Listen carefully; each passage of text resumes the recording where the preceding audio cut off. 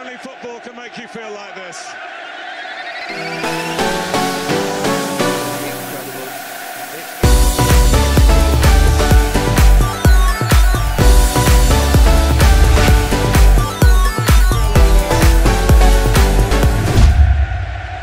Shalom shalom shalom abakunzi ba Iwacu Top TV turabahaye ikaze tunga tubaramutsa mwese muva mukagera aho muherereye tubabwira tuti ni ikiganiro Iwacu Sport News kuri Iwacu Top TV aho tugiye kurabira hamwe amakuru avugwa mu bijanye n'inkino.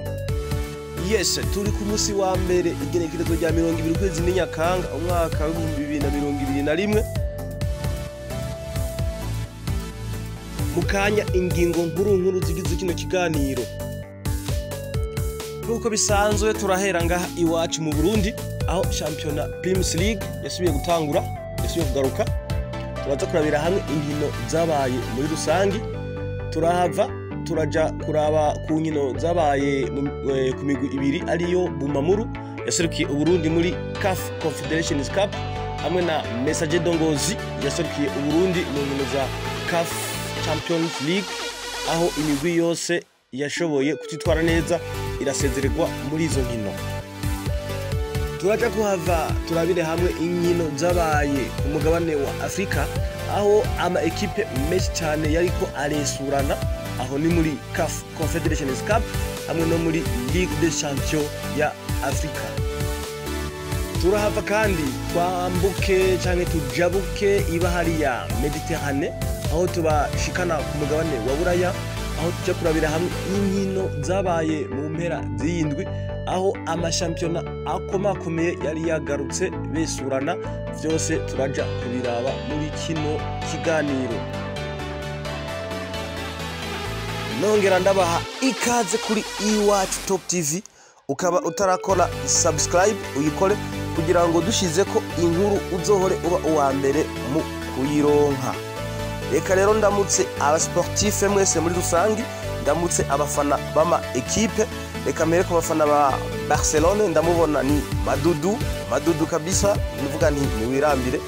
Reka ndamutse umufana akomeye cyane wa Manchester United ni mani nambona Shadrake ngaho ku masanganzira ndakubwiye nti niwirambire. Reka ndamutse kandi na Teacher Jandoje ngaho mu Giteye ndakubwiye nti niwirambire, umufana wa Manchester United.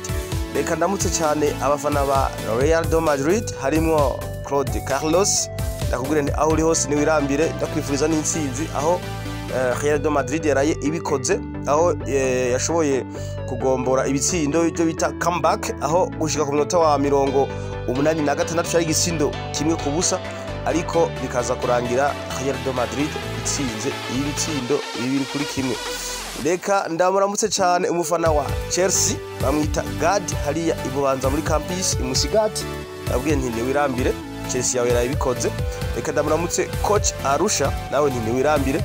Ndamutse n'abafana ba Arsenal de Gunners harimo Dr Haban Adolf ngaho mu Gashoho ndabwiye nti niwirambire. Ndamutse cyane turacayisaba Lambert ni teacher ari ngaho mu Giteye ndabwiye nti niwirambire.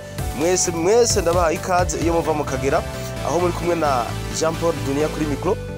Behind camera ni MC Mango Mwambe ndakubwire ni nawe niwirambire umufana wa Real de Madrid ndakubwire ni nawe niwirambire MC Mango. Kaze mwese kanya reka tuje idonido.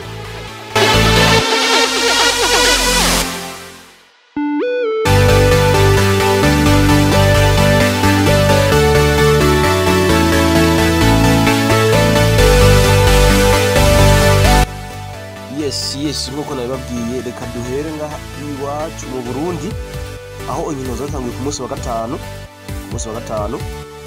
Ni hariya kuri stade Intwari yahoze yitwa stade Prince Rwa Gasore aho equipe ya Bujumbura City yatsinze equipe ya Family Centre ibitsindo 2-1.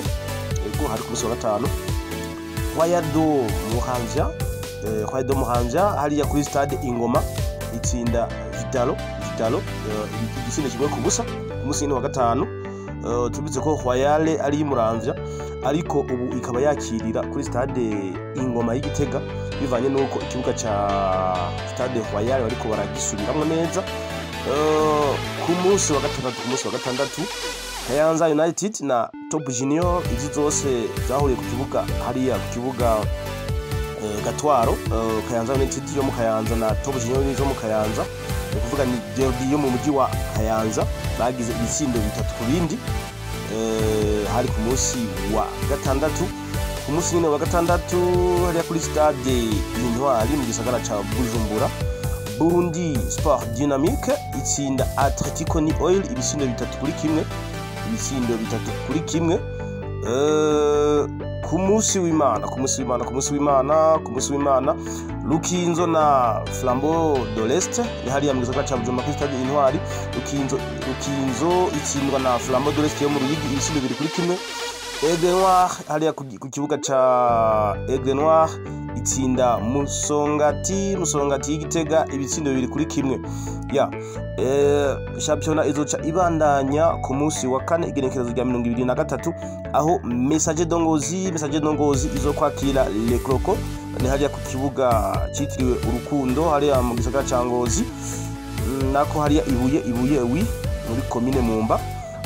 Bumamuru yo mu Cibitoke kuri stade Urunani izokwakira Olympic Star y'Imuyinga ni ku munsi wa kane igenekerezo rya 2023.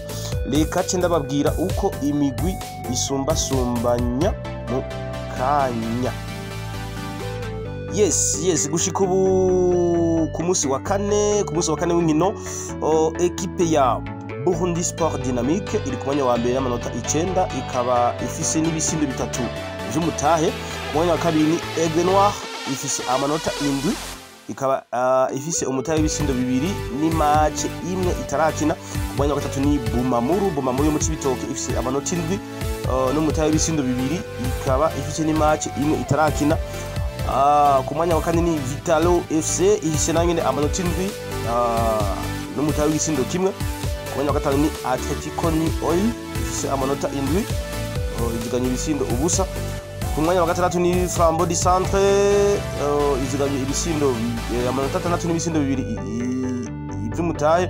Ku mwanya w'indwi ni Royal FC y'Imuramvya ifise amanota 6 n'umutahe w'igisindo 1. Ku mwanya wa 8 ni Olympic Star ifise amanota 6 ikaba ifise umutahe w'igisindo 1 ikaba ifise ni match imwe itarakina. Ku mwanya w'icenda ni Flambeau de l'Est yo mu Ruyigi ikaba ifise amanota 6 n'ideni ry'ibitsindo 2. Ku mwanya wa 10 ni Kayanza United amanota 4 ideni y'igitsindo 1. Ku mwanya wa 11 ni Bujumbura City amanota 4 ideni y'igitsindo 1. Ku mwanya wa 12 ni Musongati FC Igitega amanota 4 ideni y'igitsindo 1. Ku mwanya wa 13 ni Messager Dongozi ifise amanota 3 umutahe w'ibisindo 2 ikaba ifise match 2 itarakina. Ku mwanya wa 14 ni Rukinzo FC equipe y'abapolisi ikaba ifise amanota 2 ideni y'igitsindo 1 ni match imwe itarakina. Ku mwanya wa 15 ni Top Junior yo mu Kayanza ifise inota rimwe n'ideni ry'ibisindo 5 ikaba ifise ni match imwe itarakina. Ku mwanya wa 16 rwo wa nyuma ni Le Croco yo mu Rumonge ifise amanota ubusa ideni ry'ibitsindo 3 ikaba ifise ni match imwe itarakina. Gushika ubu ku munsi wa kane nuko ibintu vyifashe muri Championnat National Primus League aho twabonye yuko equipe ya Burundi Sport Dynamique iri ku mwanya wa mbere.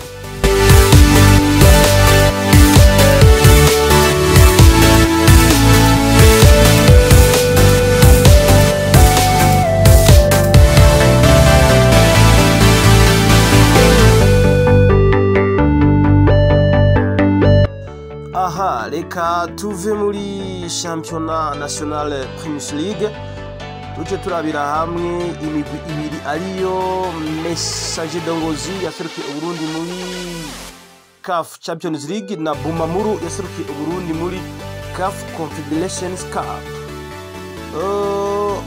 Messager Dongozi yari yakiriye equipe ya Union Sportive de la Gendarmerie yo muri Niger aho equipe ya Messager Dongozi yashoboye gutsindwa igitsindo 1-0 bwa Union Sportive de la Gendarmerie yo muri Niger.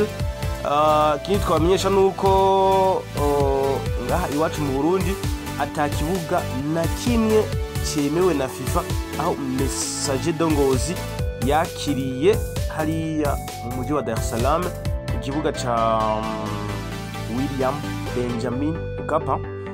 Umvise yuko Messager de Ngozi yatsinzwe igitsindo kimwe ku busa mu gihe urukino rwa mbere rwari rwabereye hariya Niamey muri Niger.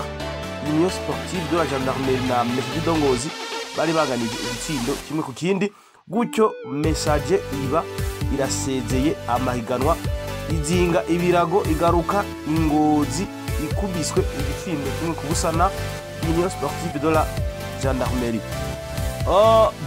Bumamuru nayo nyene yari yaserukiye Uburundi mu nkino za CAF Confederations Cup aho yahura n'umugwi wa Diable Noir wo mu gihugu cya Congo Brazzaville, aho nayo nyene yakiririye hariya mu gihugu cya Tanzania. Bumamuru nayo nyene irasezererwa ku gitsindo kimwe ku busa. Ni mu gihe mu rukino rwa mbere rwo gutangura Bumamuru yari yanganije na Diable Noir hariya muri Congo Brazzaville ubusa ku bundi. Gutyo rero Bumamuru ica irasezera amahiganwa itsinzwe igitsindo kimwe ku busa, gutyo izinga ibirago yisubirira hariya mu Cibitoke. Reka tumire amate duje turabira hamwe ingene inkino zagenze muri CAF Champions League no muri CAF Confederations Cup mu migwi yose yo muri Afrika. Turaje mu kanya. Yes, nkuko narimejeje kubivuga, reka turabire hamwe ingene inkino zagenze muri CAF Champions League, aho inkino zatanguye ku munsi wa gatanu w'indwi turangije. Diplomate na Jwaneng Galaxy, Diplomate kimwe ku busa bwa Jwaneng Galaxy, gutyo Diplomate irabandanya, Jwaneng irataha. Messager de Ngozi ubusa, Union Sportive de la Gendarmerie kimwe, Messager de Ngozi irataha. Taze Marie bitatu, Sonabel ubusa, aho Sonabel yarose n'ikarata itukura. Ego Zanaco na Akonangwi kimwe cha Zanaco ku busa bwa Akonangwi. Taska bitatu, Association Sportive Arta Solar Feti ubusa. Zesco United bibiri, Royal Leopards kimwe, FC Platinum ubusa, Sangrada ubusa. Mu gihe mu rukino rwa mbere bagize nyene ubusa ku bundi, gutyo baja muri bimwe bita Tirobi, aho Platinum yashoboye gutaha itsinzwe penalty zine kuri 5 za Sangrada Esperança. Nyasa Big Bullets na Amazulu bitatu vya Amazulu kuri kimwe cha Nyasa Big Bullet. Petro de Rwanda na Vovu ubusa ku bundi, ariko Petro de Rwanda irabandanya kuko mu rukino rwa mbere yatsinze ibitsindo bibiri, bayanganije ibitsindo bibiri ku bindi hariya ku kibuga cha Vovu. Nwadibu bibiri, Ajobi FC ubusa. APR yo mu Rwanda bibiri, Mogadishu City ubusa. Maniema Union bibiri, Buengwi Sports ubusa. Toho Doyo kimwe, Club Union de Sportive de Songo ubusa. No mu kino rwa mbere bari bagize kimwe ku busa, aho Club Union de Sportive de Songo yasinze kimwe ku busa, batera tir obi. Toho Doyo itsinda zine kuri 3 za Club Union de Sportive de Songo. Al Hilal kimwe, Fasil Kenema kimwe. Mu rukino rwa mbere bari bagize bibiri ku bindi, aho Al Hilal yashoboye kuganya bibiri ku bindi ku kibuga ca FC Fasil Kenema. Rivers United kimwe, Young Africans ubusa. No mu rukino rwa mbere bari banganije kimwe ku busa.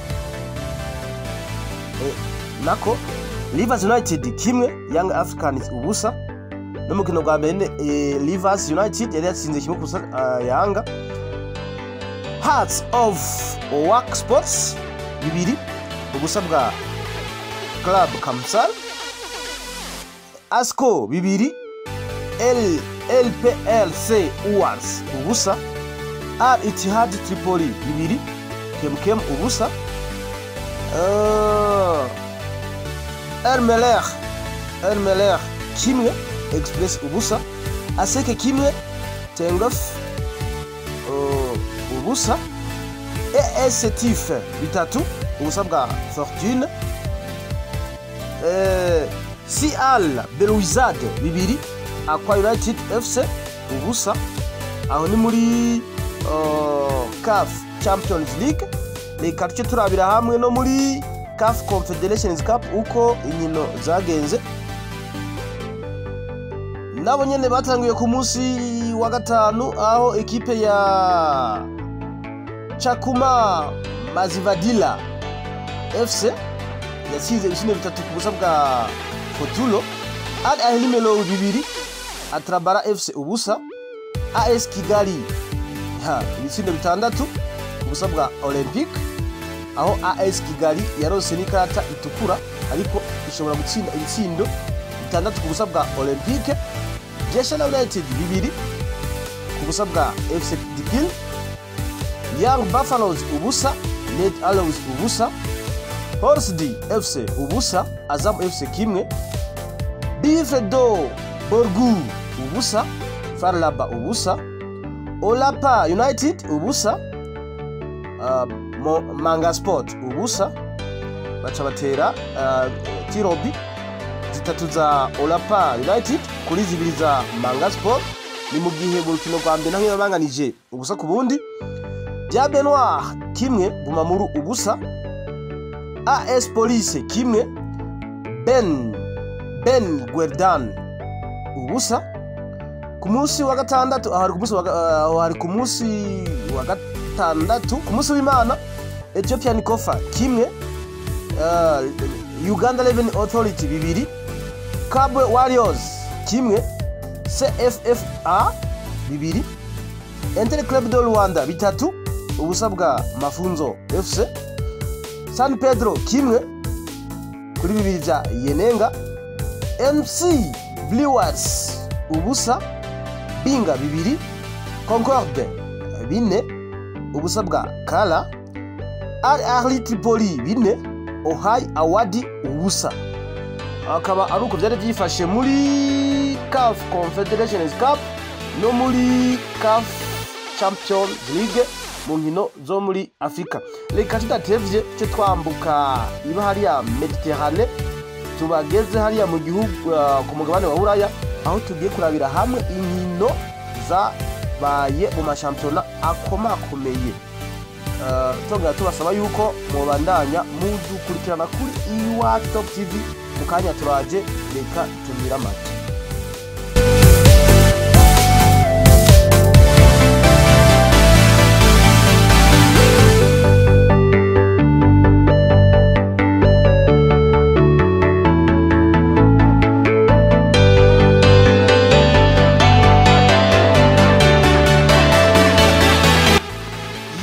Yes, twageze ku mugabane wa Buraya, aho tugiye kurabira hamwe inkino nyine zagenzuwe muri za shampiyona zitanu zikomakomeye.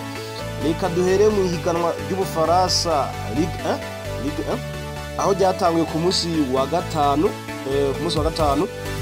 Strasbourg na Metz bitatu ku busa bwa Metz. Bitatu bya Strasbourg ku busa bwa Metz. Ku munsi wa gatandatu barabandanije Lens kimwe Lille ubusa. Saint-Etienne kimwe Bordeaux bibiri. Nice bibiri Monaco bibiri ari ku munsi w'Imana. Angers kimwe Nantes bine. Troyes kimwe ku kindi na Montpellier mu gihe Montpellier yarose ikarata itukura. Clermont na Brest banganya kimwe ku kindi mu gihe Clermont nayo nyene yarose ikarata itukura. Reims na Lorient bagira ubusa ku bundi. Marseille na Rennes. Marseille bibiri ubusa bwa Rennes. Paris Saint-Germain ejo ku munsi w'Imana itsinda ibisindo bibiri kuri kimwe ca Lyon. Mu gihe ibitsindo vya Paris Saint-Germain igisindo ca mbere cinjiye ku munota wa 66 cinjwe na Neymar. kuri penalty mu gihe nyene ari we yarahejeje gukorerwa ikosa. Igitsindo ca kabiri cinjizwa na Mauro Icardi kuri pasi ya Kylian Mbappe, mu gihe igitsindo ca Lyon cari cinjiye ku munota wa 54 cinjijwe na Lucas Paqueta.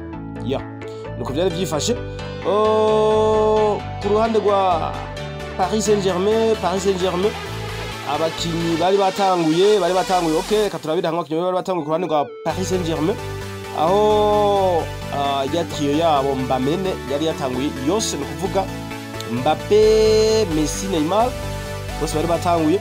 Okay, mu igoli hari Donnarumma niwe ari mu igoli. Kuri kabiri yari Thilo Kehrer. Kuri gatatu yari Mendes. Muri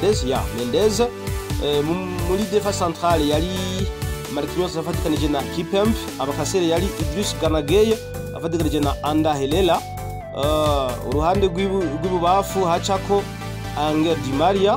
Ku ruhande rw'iburyo yari Neymar Junior. Inyuma ya Mbappe yari Lionel Messi. Kuri attaque yene nkuko bisanzwe yari Kylian Mbappe.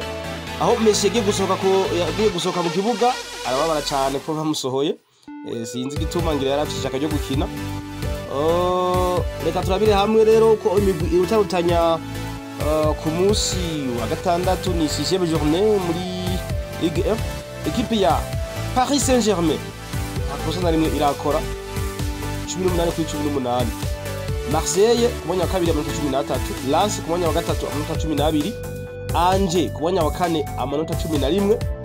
Equipe nka Monaco ku mwanya wa 14 n'amanota 5. Zitatu za nyuma ni Brest ku mwanya wa 18 n'amanota 4, Saint-Etienne ku mwanya wa 19 amanota 3, Metz ku mwanya wa nyuma wa 20 amanota 3. Abamaze gutsinda ibitsindo byinshi muri Ligue 1 ni Elbasan Hashimi, ibitsindo 4 no wa Clermont, akinira Clermont. Kylian Mbappe ibitsindo 4 no wa PSG. Moussa Dembélé wa Lyon ibitsindo 4 no wa Lyon. Amine Guili ibitsindo 4 no wa Nice. Aho mubona yuko abakinyi bane Elbasan Hashimi na Kylian Mbappe, Moussa Dembélé na Amine Guili bose bafite ibitsindo 4. Amadou Bamba Dieng no wa Marseille afite ibitsindo 3, na Dimitri Payet nyene afite ibitsindo 3 no wa Marseille. Reka tuce turabire hamwe muri Bundesliga, ni muhiganwa ryo mu Budagi, turabe naho ingene byari byifashe.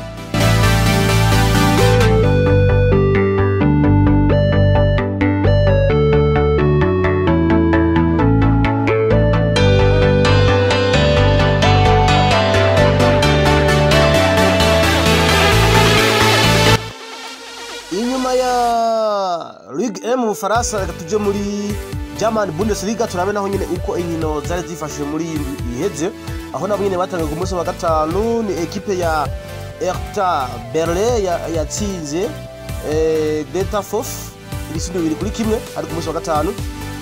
Bayern Munich itsinda ibitsindo 7 ku busa bwa Bochum ari ku munsi wa gatandatu. Mumva ko Bayern yihanije Bochum. Augsburg itsinda 1 ku busa bwa Mönchengladbach. Mainz 0-5 na Freiburg banganya ubusa ku bundi. Arminia Bielefeld na Hoffenheim bagira ubusa ku bundi. FC Cologne na Leipzig 1 ku kindi. Stuttgart na Leverkusen itsinda 3-1 cha Stuttgart. Dortmund itsinda ibitsindo 4 kuri 2 vya Union Berlin. Wolfsburg na Eintracht Frankfurt. Wolfsburg bagira 1 ku kindi. Wolfsburg na Eintracht Frankfurt banganya 1 ku kindi. Gushikubu ku munsi wa gatanu Bayern Munich amanota 13, Wolfsburg amanota 13, Dortmund amanota 12, Leverkusen amanota 10. Imigwi ya nyuma kugeza ubu ni Mönchengladbach ku mwanya wa 16 amanota 4, ku mwanya wa 17 ni Bochum amanota 3, ku mwanya wa 18 ariwo wa nyuma ni Greta Fof inota rimwe. Amaze gutsinda ibitsindo vyinshi ni Robert Lewandowski wa Bayern Munich ibitsindo 7, Erling Haaland wa Dortmund ibitsindo 7 nawe nyene, Patrick Schick wa Leipzig ibitsindo 4, Anthony Modeste wa FC Cologne nawe nyene afise ibitsindo 4. Bikaba ari uko byifashe muri German Bundesliga mu higanwa ryaho, aho ibintu byagenze gutyo muri iyo ndwi irangiye. Eka turabire hamwe no muri Serie A. Serie A ni mu gihugu cy'Ubutaliyano, aho bo bari bageze ku munsi wa kane, inkino zatangiye ku munsi wa gatanu, aho Sassuolo na Torino itsinda kimwe ku busa bwa Sassuolo. Genoa na Fiorentina 2-1 kuri kimwe cha Genoa. Inter de Milan itsinda ibisindo 6 kuri kimwe cha Bologna. Urumva ko Inter de Milan ngaha yari yaje yasaze yasizoye yari y'Amavubi ibitsindo 6 kuri kimwe. Salernitana na Atalanta, kimwe cha Atalanta ku busa bwa Salernitana. Empoli na Sampdoria, bitatu vya Sampdoria ku busa bwa Empoli. Venezia kimwe, Spezia 2, Lazio de Roma 2, Cagliari 2, Hellas Verona 3, AS Roma 2, Juventus na Milan AC bagira kimwe ku kindi. Udinese na Napoli baza gukina uyu munsi no baza gukina. Gushikubu ekipe ya Inter de Milan ifise amanota 10 ku mwanya wa mbere. Milan AC nayo ku mwanya wa kabiri amanota 10. AS Roma amanota 9. Napoli ku mwanya wa kane amanota 9. Gushikubu ekipe ya Juventus iri ku mwanya wa 18 n'amanota 2. 19 ni Cagliari amanota 2. Ekipe ya Salernitana iri ku mwanya wa 20 ariwo wa nyuma n'amanota ubusa. Ciro Immobile wa Lazio ibisindo 5, Joao Pedro wa Cagliari ibisindo 4, Lautaro Martinez wa Inter de Milan ibisindo 3, Lorenzo Pellegrini wa Roma nawe nyene ibitsindo 3. Eka tuje no muri La Liga ni muri Espagne, La Liga Santander, aho bari bageze ku munsi wa gatanu, 5e journée. Ku munsi wa gatanu vendredi, Celta Vigo na Cadix 2, Celta Vigo kimwe. Rayo Vallecano ibisindo 3, Getafe ubusa. Atletico de Madrid na Athletic Bilbao bagira ubusa ku bundi. Elche kimwe, Levante kimwe. Deportivo Alaves ubusa, Osasuna 2, Real Mallorca ubusa, Villarreal ubusa, Real Sociedad ubusa na Sevilla ubusa. Real Betis 2, Espanyol 2, mugihe Real Betis yarose ikarata itukura. Villarreal na